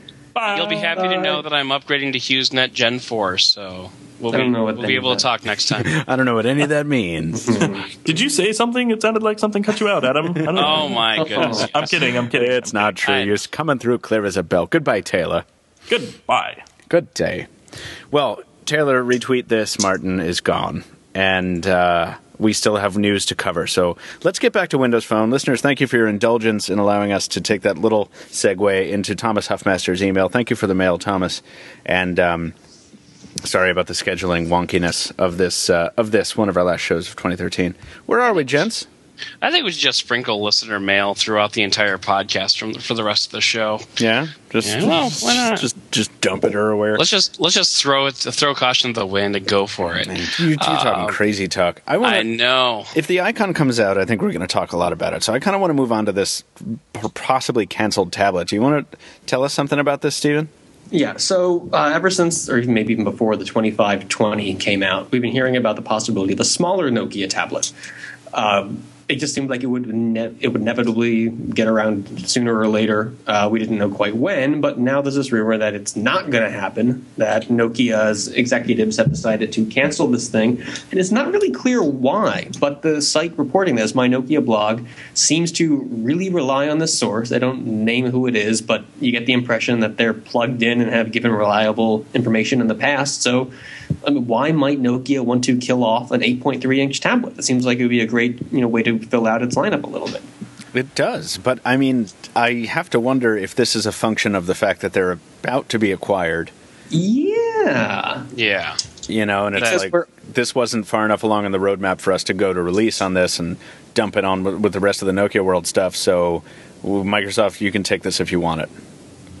Right. Which may be what's happening, because we're also hearing, not to get ahead of ourselves here, but about get ahead of us. Surface Mini that might be in the works. And from what we're hearing about the feature set it might have, it's sort of what we heard in the past that Nokia might be developing a touchless control, gesture-based system that might end up premiering on the Surface Mini from Microsoft. So, Adam Dowd, you've had the first generation Surface for a little while, Surface, and what do you think about this? Would you want to control a smaller version of it with gestures? I want to go all Minority Report on you. Absolutely, that would be cool. I mean, this is not dissimilar to what they've been doing to what Microsoft has been doing with the Xbox, the thing. Kinect. The Kinect thing, yeah. They've been doing gesture controls on that. Now, that's coming from across the room. I don't know how well it's going to work with a device that's, 3 feet in front of you or even sitting on your lap. And I don't know how goofy you're going to look on the train doing these gestures. Probably pretty goofy.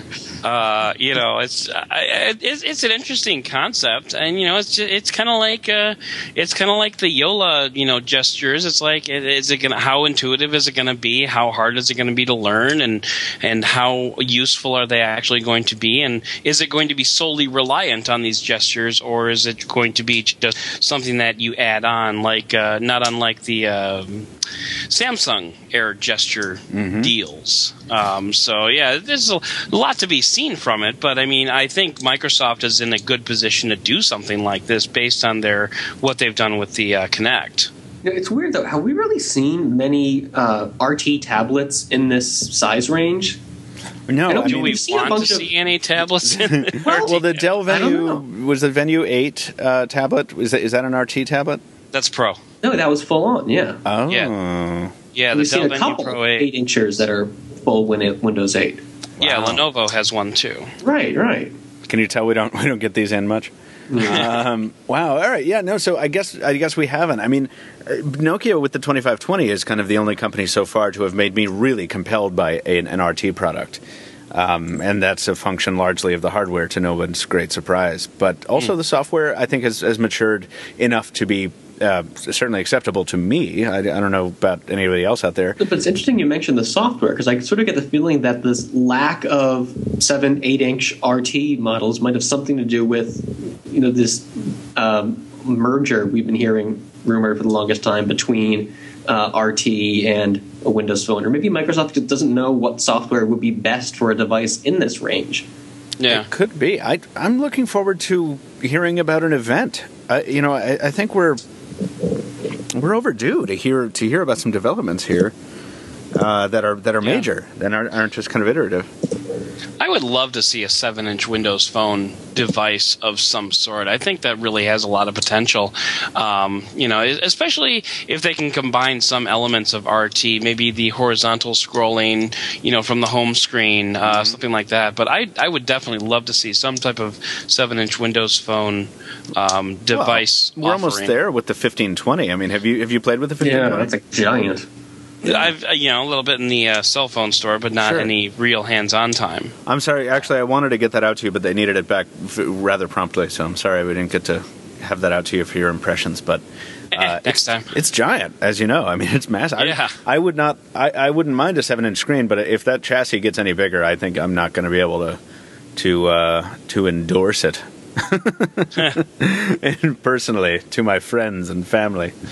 But the 1520 is definitely as big as they come in terms of that. So slightly down, a little bit further down the line, the 1020, still my preferred Windows Phone, is finally getting the Lumia Black update. Isn't that right? Hooray! Yay! Don't have a 1020. No, so I'm quite excited about this. I don't use digital negative files, but an update to the Nokia camera app is delivering that capability, so you can shoot in RAW if you're the kind of photographically inclined person who would buy a 1020. Do you still have the 1020 on you, Michael? Absolutely, yeah. I use it whenever I can, whenever I'm not carrying a review device. It's going to be my holiday phone, I think. Some commenters in there were really curious to see some examples of what these new DNGs look like. So even if you're not going to be doing that on a regular basis, might you think about providing us some comparison shots? No.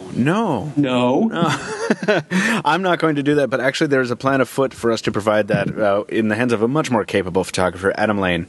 I suppose that will work. Yeah, he's going to shoot some comparison shots, I think, back-to-back before and after the update. So, yeah, we should be able to see just how much this improves things. Awesome. Yeah. Awesome. So that's getting rolled out. What do you think, gentlemen? Is it time for us to transition to iOS news and then listener mail to close out the show? Methinks. Sounds like a plan. Good. Let's see what iOS has to offer. All right. Go ahead. Any gentleman who'd like to read that first one, it's exciting. Don't be bashful. It is the season for gift giving, and Apple has decided to get things started a little bit early with its 12 Days of Gifts. And this is a program that it's run in the past. Unfortunately, actually, this is sort of a bit of a comeuppance. We're in the U.S. so used to getting everything available to us now. Google launches some new service. We get it. The rest of y'all have to wait who knows how long. In this case, though, Apple's been doing this 12 Days of Gifts promotion for a couple of years now. It was in Europe, it came to Canada a little while back, and it's finally come into the U.S. And even though the actual stuff doesn't get started until, I think, the 26th, so it's actually a post-Christmas thing, it already started early. You had made a download from Lorde available, a popular singer at the moment. So if you've got to some, but okay.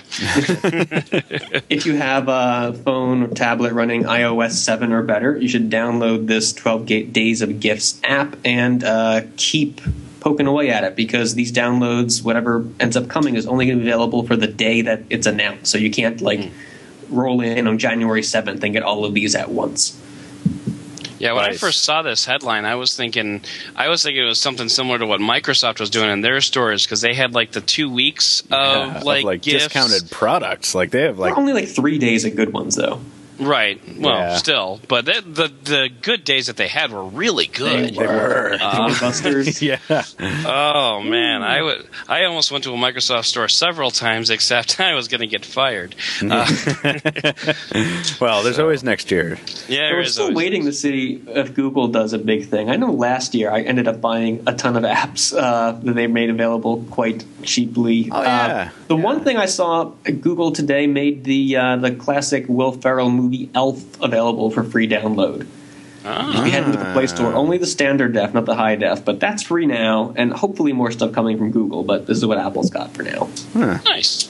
What about the little piece of orphan mail or orphan news that got put into the iOS category, because we needed to pad it out a little?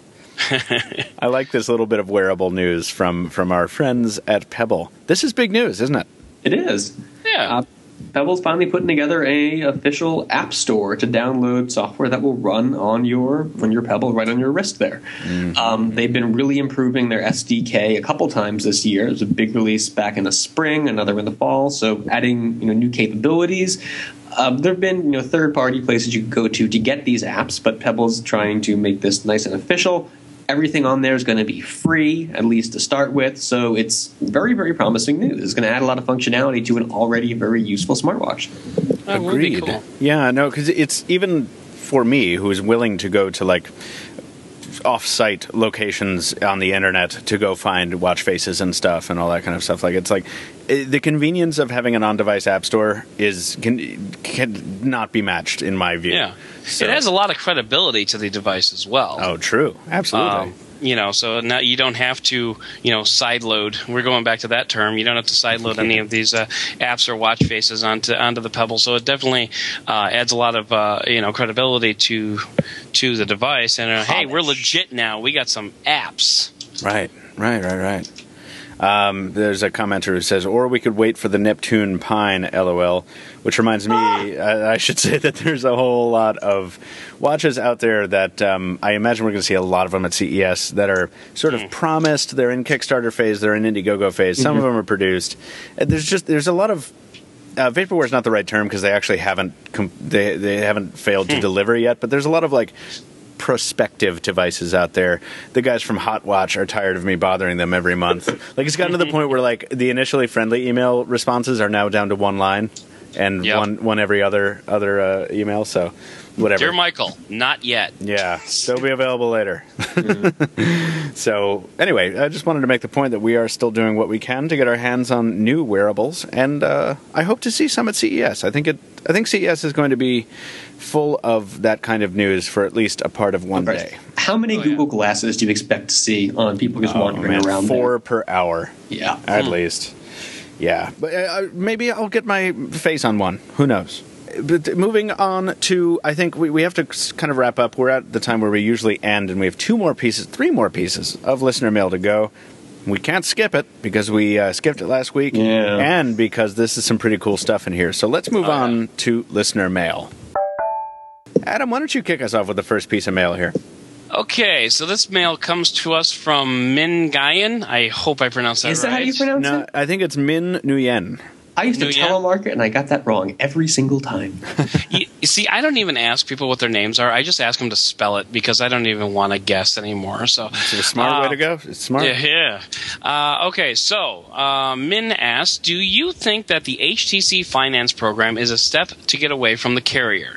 IDK, it's just, I don't know. It's just a thought popped into my head, and I wonder if you guys feel the same way. If you read this, thank you. You're welcome. I love your work. Thank you, and keep it up. We try. We will try indeed. Thank you, man. Yes. I actually found this. This finance program to be very, very intriguing. A little bit. I don't know. A little bit short-sighted. As a refresher, ask me. HTC launched this financing program, which we talked about on a previous episode, where you can basically pay for an HTC One over time with no interest.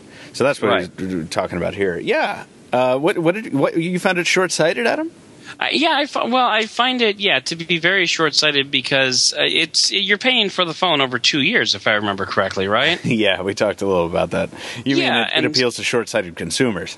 That's what I mean. Yeah. It says people, hey, I can get an HTC One for $25. Okay, yeah, and you're going to be stuck with that for quite some time now. But I suppose that's similar to what's going on with the current carrier subsidization. Plus, if you take this finance program and you combine it with AT&T's current offer of, I think it's like, $15 off a month if you're not on contract, if you call them and ask them for it.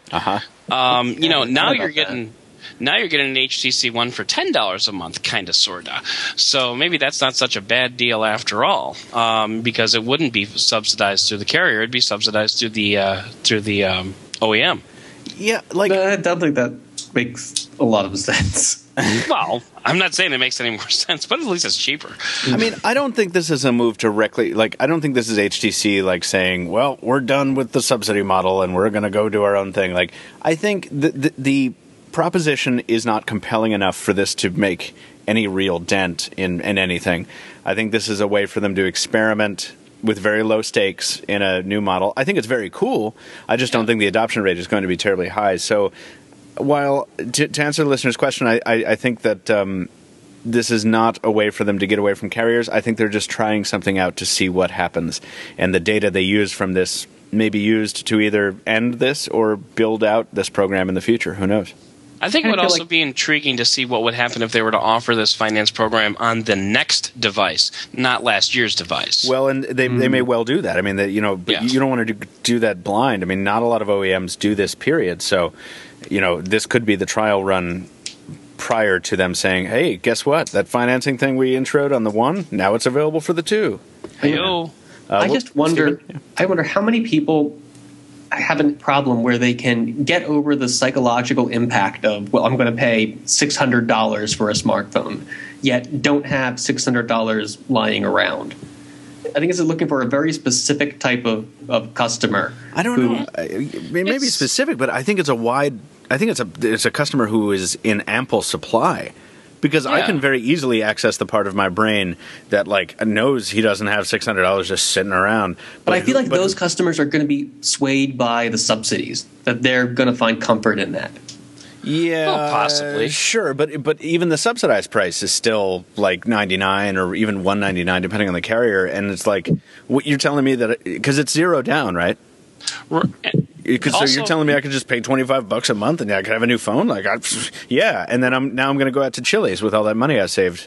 Remind me, is this particular finance program, is this U.S. only or is this worldwide? I assume U.S. only. These things always are. Well, I'm just wondering because, if it is worldwide, subsidization is pretty much, it's largely a U.S.-based concern. If you live abroad, if you live in Europe or whatever, you are dropping $600 for a phone at the store. So, this could be a way to appeal to those consumers as well.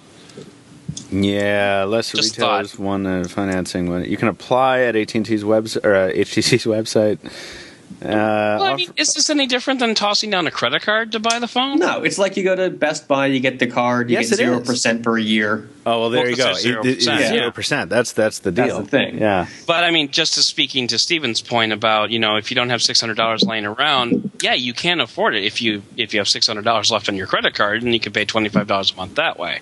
Lord knows I've been living like that for quite some time. Yeah, I don't see a U.S. requirement here, so. Yeah, so I mean, this could be a way to appeal to the worldwide consumer as well. It's a good question. We don't really have a very specific answer, but I think we've speculated plenty. Shall we move on to the next one? Indeed. Yes. This one is from Ricky Paul, and I love this question. In the last 30 years, by the way, I want to mention Ricky Paul, thank you for writing in. Ricky's piece of mail was long enough to, like, if you rolled it out onto the asphalt, like a plane could take off. I have a feeling this is a segment of a larger piece here. It definitely is. And I'm sorry, Ricky, thank you for writing in. We just don't have time. As you can tell, we always go over time. This podcast is very long. We just don't have the time for all your points. But your number 2 point was my favorite one. So, in the last 30 years, Ricky Paul says, man has witnessed the mobile phone drastically decrease in size. But now, all of a sudden, they're growing again.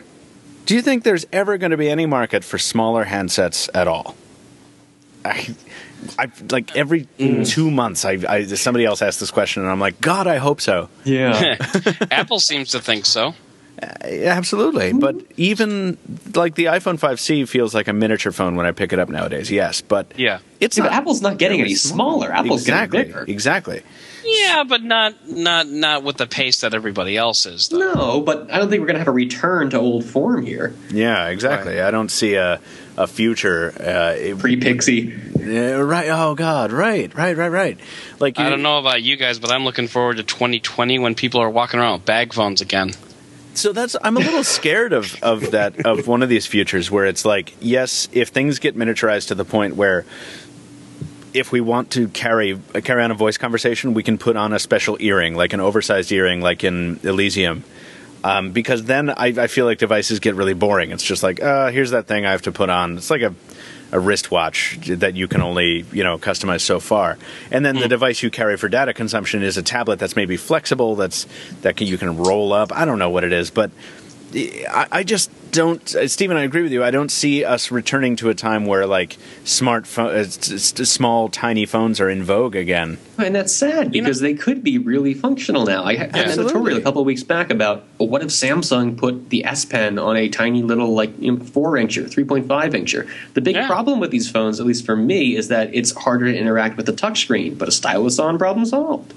Well, true. Well, then you're back in the world of the HTC Touch again from 2000. You know what I'd almost like to see is a point where smartphones just become more of a series of peripherals that work around a central hub of a device, and maybe that could get smaller. Like you mentioned with the earrings, and then you have the goggles that can go with the earrings, and then you have some type of watch display, and then you just have this sort of like a thin brick that you slide into your pocket that is feeding all these various peripherals, the personal hotspot, whatever information. That's what we're going to have. Yeah, it's Wi-Fi or Bluetooth. It's more like a data aggregator, if nothing else. Just something that basically serves as like the central hub to all these other devices that are all working together. I think the hub would be on your watch. I think that's the thing. I think a hub would not need to be carried separately. No. Fused to your spinal cord. There you go. Yeah. It's embedded in your thigh meat. Now, yes, I think that this idea is really cool, and it could result in a very small phone being cool again. But I don't. We're never going to see the day of the Razr again, or more appropriately for what we're talking about with smartphones, something like the Palm, that i500. Remember the folding Palm device? I was going to say the Veer. Oh, sure, the Veer. Oh, yeah, and of course we've got tons of those here. Thanks to you. An S-load of them. Yes, if you will. One of them with Android on it. But I wish, that's a good point, Adam, and I wouldn't have thought of that. But, man, Ricky Paul, I think that I think you and I probably have similar dreams sometimes, because I think back to buying the Veer on release day at an AT&T store and just remarking at the tiny size of it when it came out of the box. And continuing over the next 3 or 4 months to remark at how tiny it was, how much I would forget it was there in my pocket sometimes, and yet how functional it remained, despite and yet how well it worked. Exactly. Absolutely. Right. Exactly. So I wish, and I hope that someday that large phones aren't a requirement for high-end phones. And I think we're starting to see a push. We've been seeing the mini phones get more powerful in the past year. Yeah, but those like the mini versions of phones. Maybe that's true. Yeah. That's true. We've stopped making as much fun of them. But yeah, I guess we'll see. In the meantime, we'll just keep writing editorials advocating it. Indeed. Advocating for it. Who wants to wrap up the listener mail segment? Thank you, Ricky Paul, for your email. I haven't read one yet. All right. Stephen is going to be the one. I think it's from Anthony, yeah? Anthony Nardiello. I love this one. This is great. This is the perfect one to serve as the last mail because it's a holiday question. Yes. Topical, yes. Let's hit it. Anthony says, "Hello, Pocketnow team. I am a huge fan of all your work and hope you guys keep up the good work. I do have a question, though. As you know, it's the Christmas season, and when asked what I wanted, I replied, the 2013 edition Nexus 7. Good choice. Mm-hmm. My dad is not the biggest fan of tech and tried to tell me that I already have something like this in my iPod Touch 4th gen. I tried to tell him Nexus 7 is completely different than my iPod, but he won't listen. Anthony wants to know what would be the best way to tell him the difference in this. Please keep in mind he doesn't care about specs. Neither do I. Just wants to know how to convince his dad that these are not the same thing. I love this. I mean, haven't we all had this? Like, can you all remember back to when you were a kid and, like, your parent just didn't understand that thing? Whether you were trying to get a gift or trying to, like, do something and your parents, like, no. You already have something just like this. You want the Pokemon, you get the Digimon. Yeah. Yes, sir. Yes, I'm thinking back to last week. Yes, for Star Trek DVDs, and then you get the Star Wars collection. Oh, it's like, speaking of Babylon 5. Oh, That's geez. like- That's horrible, Stephen. That is a nightmare. Horrible. No, well, so do you guys have an idea of, like, I feel like the answer to this lies in an analogy. Like, how do you translate this into something that your dad will understand? Like, Yeah. what's your dad into? It's you know? bigger. It's Yeah, I can see if this is a problem. Like, he doesn't get how the Nexus 7 is different from the iPad Mini, but this is apples and Android oranges. quite literally. No, I mean it's just it's a tablet. It's not an iPod. Dad, I'm sorry, you're wrong. It's TVs. kind if of you have TVs in the house that are different sizes, point to the 13-incher in the kitchen and the 60-incher in the living room, and say, "Do you see the difference here?" Right, but those TVs just sit there, right? And they serve the same function. Whereas the iPod Touch and the Nexus 7, granted, you can do many of the same things on each one, but they're very, very different, and they provide a very different user experience for a variety of reasons. And I feel like this is much more like saying that a bicycle is equivalent to a pickup truck because each one gets you from A to B. Right. Right? Yeah. No, it's not even. Just buy me the tablet, clown. Yeah, that'll do it, Adam. Yeah. Totally. No, it's Good. Just point out how old it is. I mean, the 4th gen iPad Touch dates back to 2010. Point out how a 2010 car is not as nice as a 2014 model. It's not even a car, though. Like, it's like a 2010 car is not going to serve my purposes as much as a 2014. Dodge Ram. It's such a gulf in capabilities. In every measurable sense, it is better if you want to use a tablet instead of using something as a tablet. It's also it's like VCR versus DVD player. I wouldn't say the iPod Touch is necessarily a VCR equivalent of technology, but still, it's old, it's outdated, and okay, Anthony, look, I'm gonna do you a favor here. Just listen, pay attention very closely. I'm scared already. I want you to take your iPod Touch 4th generation, and the next time you have to go to the bathroom, I want you to take that with you, and I want you to. Oops, accidentally knock it into the sink. Dad, now I don't have anything. Get me the tablet. This could backfire really easily. This is the worst advice I've ever heard. Anthony, don't listen to Adam. He's never going to be on the podcast again. And there goes Pocketnow's liability insurance. Actually, having dropped a phone into the toilet once, I can tell you don't want to do it at all.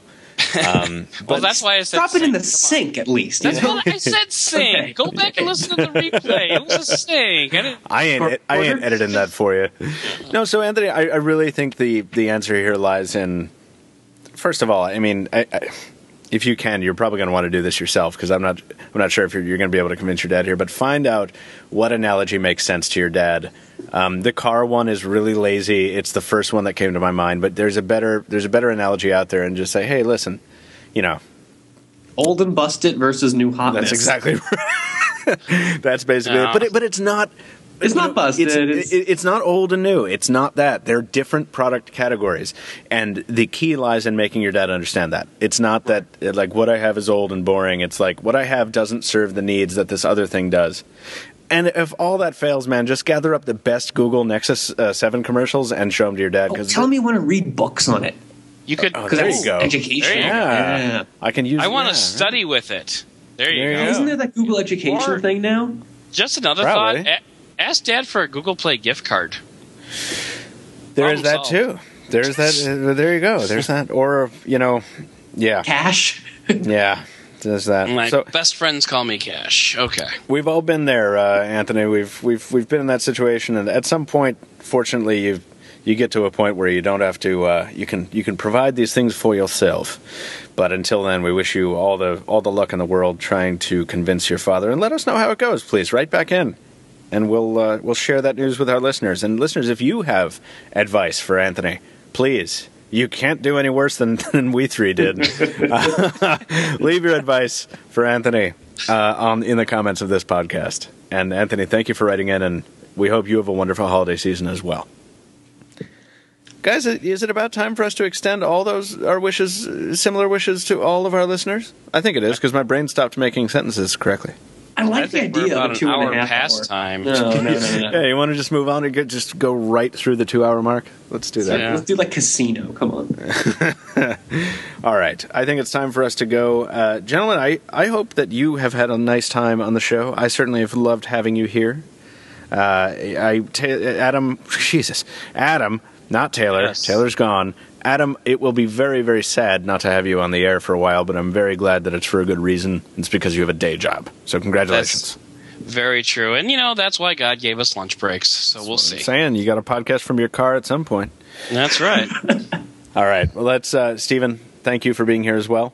Always a pleasure. And that is going to do it for this episode of The Weekly. Be sure to find us on Twitter. Unbelievably, Stephen Schenck actually tweeted this week. He is at Stephen Schenck, StephenSchenck. Casper Tech is Taylor's handle, CASPERTEK. Adam can be found at Dead Technology. And I am, as always, at Captain Two Phones. You can follow Pocketnow officially at Pocketnow on Twitter, Instagram, Facebook, and Google+. And you can vote for us on Stitcher. Please do if you did enjoy the podcast. And please leave us a review on iTunes or Xbox Music if you, once again, enjoyed the show. And if you have a topic, question, or suggestion for us, you just want to say hello, whatever you want to say, send it to us, podcast@pocketnow.com. Thank you so much for listening, and we will see you next week for the last podcast of the year.